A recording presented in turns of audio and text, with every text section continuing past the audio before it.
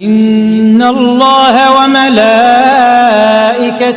يصلون على النبي يا أيها الذين آمنوا صلوا عليه وسلموا تسليما. السلام عليكم ورحمة الله تعالى وبركاته. الحمد لله نحمده ونصلي على رسوله الكريم أما بعد. அல்லாஹ் ஜல்லஷானுஹு தஆலாவுடைய மாபெரும் கருணை நம்மை எல்லா முஸ்லிம்களாக முஃமின்களாக படைத்து மேலும் கண்மணி நாயகம் முஹம்மதுர் ரசூலுல்லாஹி ஸல்லல்லாஹு அலைஹி வஸல்லம் அன்னவர்களின் அருள் நிறைந்த உம்மத்தில் ஒருவராக ஆக்கினான். அல்ஹம்துலில்லாஹ் அல்ஹம்துலில்லாஹ் அல்ஹம்துலில்லாஹ். மேலும் அல்லாஹ்வுடைய இறை நேச செல்வர்களையும் நேசிக்கக்கூடிய நல்ல வாக்கியத்தை தந்தானே அந்த அல்லாஹ்விற்கே அனைத்து புகழும். அல்ஹம்துலில்லாஹ் அல்ஹம்துலில்லாஹ் அல்ஹம்துலில்லாஹ். நாம் வாழும் காலமெல்லாம் அல்லாஹ்வையும் அவனது தூதர் கண்மணி நாயகம் ஸல்லல்லாஹு அலைஹி வஸல்லம் அவர்களையும் இறைநேச செல்வர்களையும் நேசிக்கக்கூடிய நல்லடியார்களாக வாழ்ந்து மரணித்து சுவனத்திலேயும் அவர்களுடனே இருக்கும் பெரும் பாக்கியத்தை அல்லாஹ் தன் கருணையால் நமக்கு தந்தல் புரிவானாக. ஆமீன் ஆமீன் யா ரப்பல் ஆலமீன். அன்பிற்கும் பாசத்திற்கும் உரிய அல்லாஹ்வின் நல்லடியார்களே, நாம் இப்பொழுது வலிமார்களுடைய வரலாறை பார்க்க இருக்கிறோம். அதில் முதலாவதாக ஹஸரத் தின்னூன் மிஸ்ரி ரஹ்மத்துல்லாஹி அலைஹி அவர்களுடைய வரலாறை பார்க்க அல்லாஹ் அருள் புரிவானாக. ஹஸரத் தின்னூன் மிஸ்ரி ரஹ்மத்துல்லாஹி அலைஹி அவர்களுடைய அசல் பெயர் அபுல் ஃபைல் சௌபான் இப்னு இப்ராஹிம் என்பதாகும்.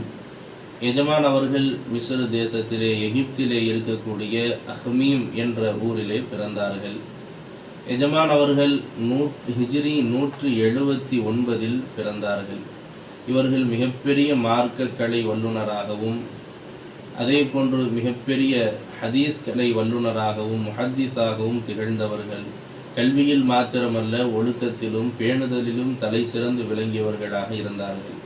ஹஸரத் பாயசீதுல் பிஸ்தாமி ரஹ்மத்துல்லாஹி அலைஹி எஜமான் அவர்கள் ஹஸரத் தின்னூன் மிஸ்ரி ரஹ்மத்துல்லாஹி அலைஹி அவர்களுடைய பிரபல்யமான மாணவராகவும் இருந்தார்கள்.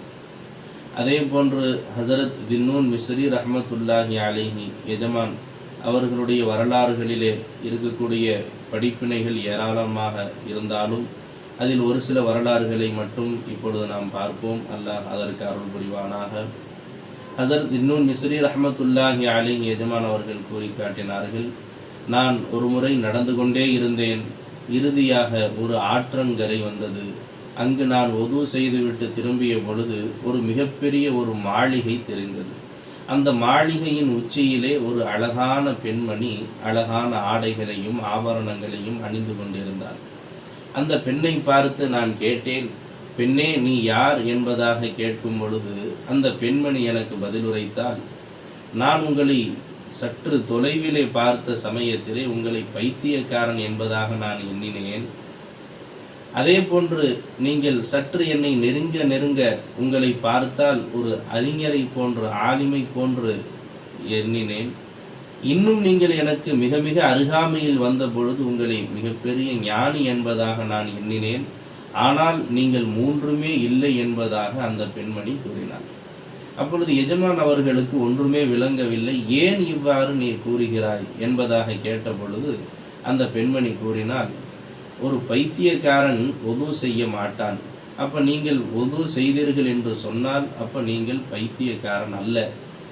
அதே போன்று ஒரு ஆலிமாக ஒரு அறிஞராக இருந்தால் அவர் அந்நிய பெண்ணை அவர் ஏறிட்டும் பார்க்க மாட்டார். அதே போன்று ஒரு ஞானியாக இருப்பாரே, ஆனால் அவருடைய பார்வை அல்லாஹுவின் மீது அன்றி வேறு எதன் மீதும் படாது. எனவேதான் நான் இவ்வாறு கூறினேன் என்பதாக அந்த பெண்மணி கூறியது எஜமான் அவர்களுக்கு மிகப்பெரிய ஒரு ஆச்சரியமாக ஆகிவிட்டது அந்த நிகழ்வு.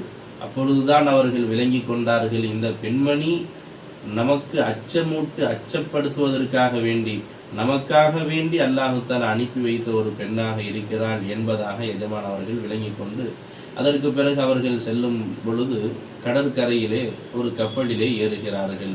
அந்த படகிலே செல்லக்கூடிய சமயத்தில் பார்த்தால் ஒரு நபரினுடைய நவமணி அது காணாமல் போய்விடுகிறது.